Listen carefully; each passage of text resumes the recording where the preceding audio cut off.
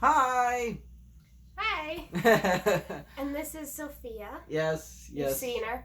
I finally found a sweater she can't get out of, so she's mad at me. Yeah, she's been because it's got butt straps. Yeah, she's just been in kind of a mood where she's like, protect me, Daddy, I don't want to be close to Mommy.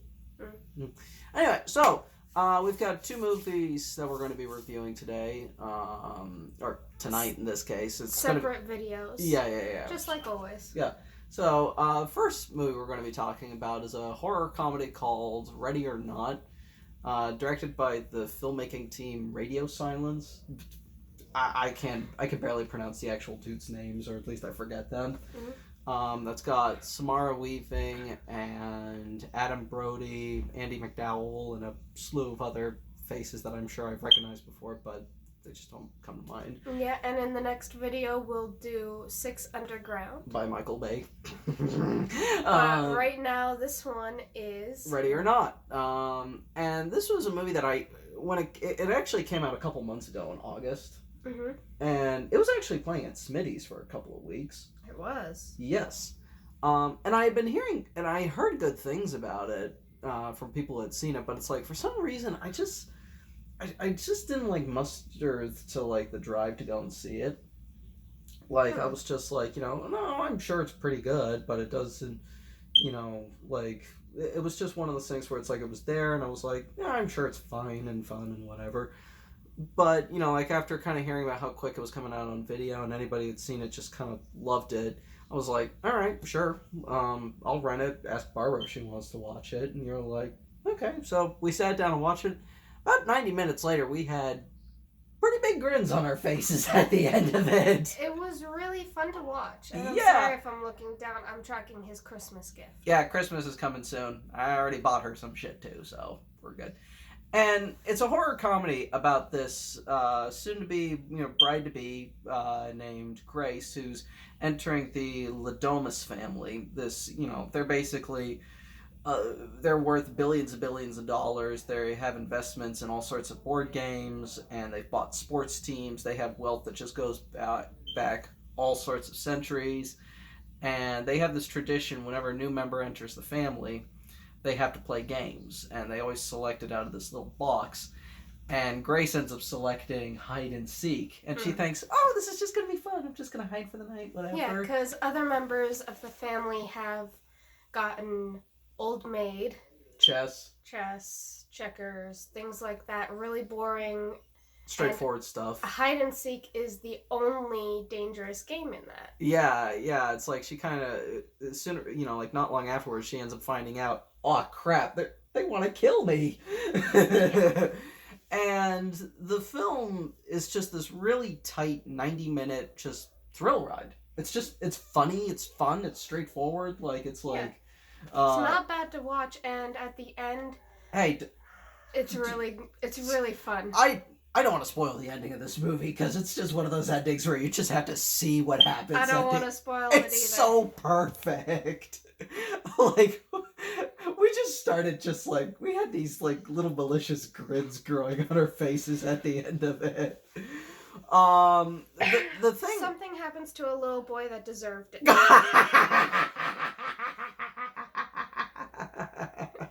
It's like the whole film has this like gleeful approach to its violence. Like, and some of the characters, they're so casual about it when somebody gets killed. Like, there's a running gag where they keep on accidentally killing the help. Like, remember what they do to that one that was named Clara? Is that the first one? Yeah. Oh boy. That one character, what was her name? Which one? The one that killed Clara. Oh, the druggie? Emily? Yes. Her and her husband. Oh my god. One of the members of the Ladomus family is Emily, who's, really enthusiastic, perky girl, but there's a reason why she's so perky all the time. She's constantly snorting cocaine or heroin or whatever. And popping pills. There's even one moment where her husband mentions, don't worry, honey, we'll get you an edible. Yeah. So, that's a drug addict beyond pot. Yeah. Yeah, and that also ties into one of the funny things about the movie is that, it's like... She's really stupid. Yeah, but also it kind of points out that even though these characters are fabulously wealthy... They don't know shit about hunting. They suck! Because the one thing that you find out, let's see. Yeah, that in this thing is, see, she's going to daddy. Hang. It has been over 30 years since the game hide and seek had been played. Mm-hmm. And you would think that in those 30 years they would teach every generation how to hunt and how to kill. Nope. But they don't. They'd rather live the high life. Uh-huh. And just be surrounded by all the money that they've made through the years. Remember that one line where it's like, they mentioned, like the masks, and it's like, like Dad goes like, it was the 80s. And that was around the last time that hide and seek had been played. Yeah. It was in the 80s. And one of the fun things, this was actually something that was pointed out by another critic, who, was fairly okay on the movie, but still liked it anyway. They said that one of the interesting things is the main character, Grace. Like, usually in this kind of movie, like at the end of it, they become the hardened, like secret badass or something. Throughout this, she's not that. She's just kind of annoyed and frustrated at everything. And terrified at the same time. Like, she's just like... And like, is the next person that comes around that corner gonna try and kill me? Remember that one moment where she thinks she's found help? Yes. Oh, God. She flips the hell out. Fucking rich people! And she goes at it. Just screaming. Going at it. And then all of a sudden she has to get out of there because she sees the butler searching along the gate. Yeah. And she takes him out, grabs the car. She tries... Oh.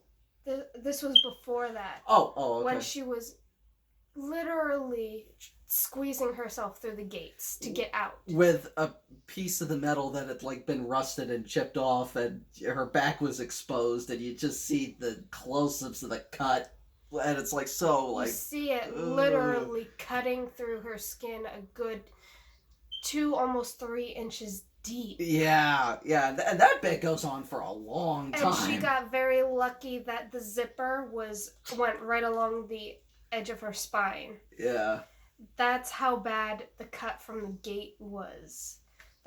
That one little metal zipper saved her ass. Yeah.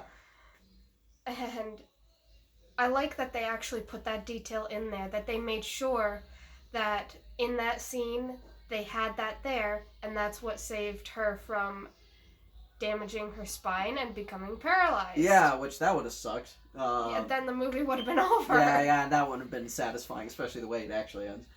Another thing that was fun about the movie is that, like, really, a lot of the dialogue's pretty sharp. Like, there's, like, good quips in it. And it's like, like, even though this is a family of murderers, they actually do act and behave like an actual family. Like, you could actually buy... Oh, you tired? Sorry, I've been out in the dark all day, and every time we go to do videos, even my own videos, if it's past 6 o'clock, I start yawning. I could annoy you into waking you up. No, it doesn't work. Oh, okay.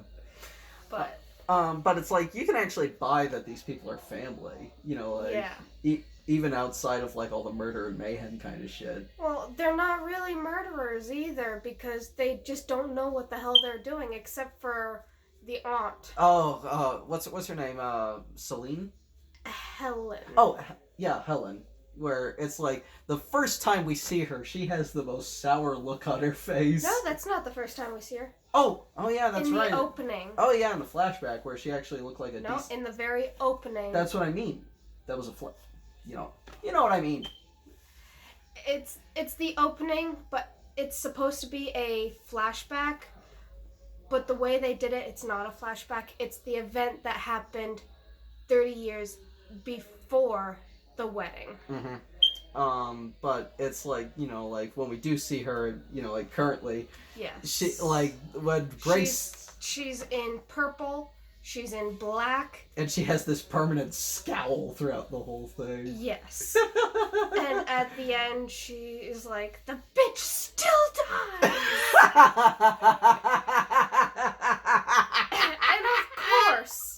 and of course, when the game starts, she's handed what? An axe.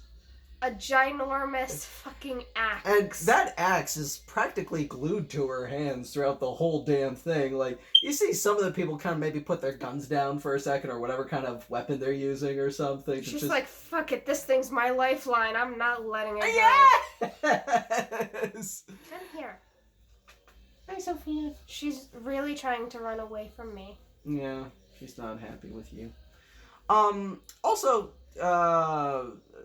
I almost kind of wish we could talk more about this one, but it's like, it's just one of those movies where it's like, it's not fun to spoil this one. No, it's one of the ones that you have to watch. Yeah. Like, there are some obvious stuff that goes on. Yeah. And like, in a rich family, you'd expect a dumbwaiter. Oh, yeah. So there's obviously one of those in the movie. There's obvious stuff that happens with those. There's... You can probably guess where they get their fortune from because they constantly mention a person named Mr. LaBelle.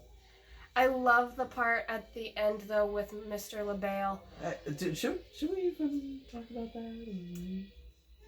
He makes a special appearance and he nods. Okay. Yeah. And it's just like, fuck. That's exactly what Grace said. But yeah, this is just a really fun movie. After having watched it with you, I kind of felt like, man, shit, we should have seen this when this was playing around. Yeah, we got to watch it twice because our parents hadn't seen it, so... They weren't particularly into it. I know. Your mom kept asking questions, and it's like, just shut up and watch the movie, and it will answer all of your questions. You see, that's what my friend Tommy was like sometimes, too. He'd make smart aleck comments. Seriously, to those of you who do not like to wait, like, the second a movie starts, you're already asking questions, shut the fuck up! Thank you, Barbara. Because you will literally get your answers. Just show some goddamn patience. In the beginning, they had said that... Go ahead. Run away. They had said that the main character that plays hide and seek was not told anything. And she was asking... No, she wasn't asking. She was. She was saying, didn't they tell her that this was what they were gonna do? No! Ugh. They literally kept her out of the loop because why would you tell your fiance, one, that your family plays games, and two, there's a dangerous game that will literally kill you and use you as a sacrifice if you pull that card. My mom's That's just an instant, I don't want to take a chance. Fuck you. It's over. Yeah. I want a divorce. Anyway, we'll shut up for now. But if you can, rent this movie as soon as possible. It's a complete blast. It's a great party movie. Like this would be. And if it's out on DVD, buy the DVD. Buy the Blu-ray. It's worth having. Yeah. We were both just having. Especially if we had seen this on Halloween night, it would have fit perfectly. This is a perfect movie to show around that time. Like, maybe next time we hold a Halloween party, we'll put that on in the background. It's literally one of those movies where you think it's perfect for a Halloween party. Because it is. Yeah. It's a gory ass party. Anyway, you have a good one. See you soon with the next video of Six Underground. Yeah.